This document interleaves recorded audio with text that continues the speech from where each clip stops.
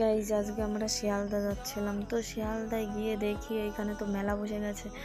জামা কাপড় থেকে শুরু করে জুতো মুতো সব পাওয়া যাচ্ছে। তো আমি তো আর দেখে থাকতে পারলাম না, তো আমি সব কিছু দেখছিলাম। তো ভাই আমাকে খালি বকছিল, তারপর ও দেখি হাওয়া পেছন থেকে নেই, ও জামা কাপড় দেখছে। আর আমার পিছনে যে মেশিনটা আছে এত সুন্দর হাওয়া দিচ্ছিল, জানি না ওটা কিসের হাওয়া, আমি বুঝতেই পারলাম না।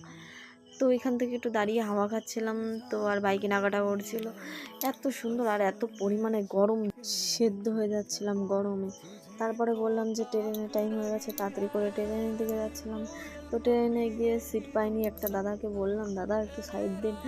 দাদা বললো তো মুখের পর বলে দিলো না, তারপর যেই বাচ্চার দোহাই দিলাম বললো যে ঠিক আছে তাহলে বসো। তো সিট পেয়ে গেলাম। যেখানেই যাই না কেন ওর দোহাই দিলে পারে আগে হয়ে যায়।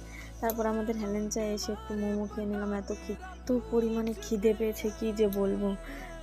তারপরে বললাম ভাই তুমি মোমো খাবে, তারপরে ও তো বললো যে না আমি বাইরের খাবার খাই না। তোর কথাবার্তা নকশার কথাবার্তা শুনে আমার তো হয়ে গেছে, আমি তো আমার খাবার দিকে ধ্যান। তারপরে দেখি উপজে আসলো, তারপর একটা খাইয়ে দিলাম।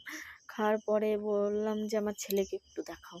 আমার ছেলেকে দেখাচ্ছিল না, তারপরে ছেলেকে একটু ঘুরিয়ে দেখিয়ে বেরিয়ে গেলো। তারপর বললো যে আমি টাকা দিচ্ছি। তা আমি তো বললাম যা বাঁচা গেল, ঠিক আছে। এই অবধি আমি তো অত ধমক হয়ে গেছি। গাইজ এই অবধি, ভালো লাগলে লাইক শেয়ার কমেন্ট করে দিও গাইজ, ভালো লাগলে।